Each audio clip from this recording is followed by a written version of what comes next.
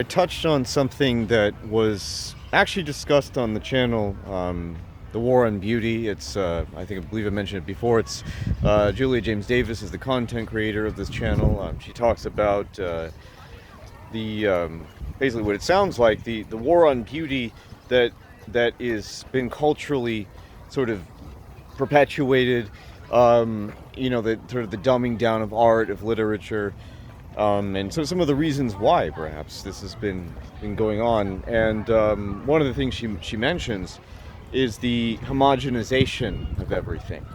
When we look at our modern architecture, we look at the world around us, it sort of subconsciously is intended to kind of depress, to have it sort of a more gloomy effect on our psychology.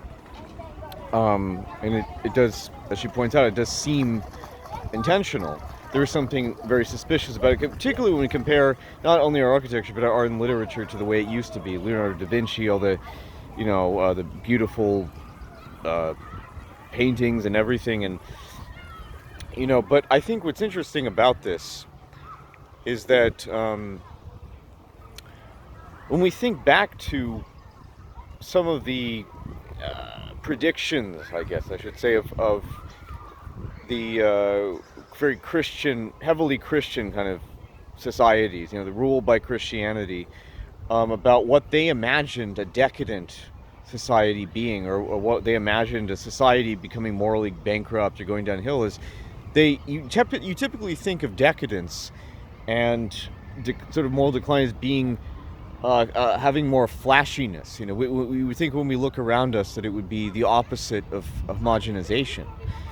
And I think that even though they may have had some legitimate fears, I think there was obviously something misguided about their concerns, because what on the one hand, yes, they were afraid perhaps of real psychological moral decline, drugs, sexual obsessions or perversions, whatever. But I think that on the other hand, they were also afraid of the same things that I guess I would imagine many people who are running this whole circus nowadays are afraid of, which is the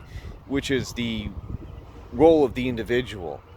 Like the purpose of the actual purpose of individuality, and that is what actually is the spirit or the fire that kind of ignites the what we call beauty, and what a lot of the actual purpose of what we see in the whole artistic kind of community when we look back at the 16th century and Michelangelo and everything. So that's one of the reasons why society becoming more decadent has not necessarily led to a flashier, kind of more colorful world. Why instead it's led to more homogenization and things that are actually more bland and less appealing to our senses. Because in reality, the underlying purpose has always remained the same. It doesn't matter whether, you want to flip the coin and it's a Christian society now, or it's a secular society. So there's been a consistent trajectory, and I think you do see clues of that kind of thing in in many of the dystopian books that I've talked about, including Brave New World and Clockwork Orange. Clockwork Orange is a little more subtle in some ways, but you see how that kind of drabness in that society that the character lives in, right? There's no interest in making society more edifying or more uplifting in any particular way. But I think that that's something interesting to keep in mind, because that's something that certainly I've been discussing and trying to communicate, I think, in my own creative work.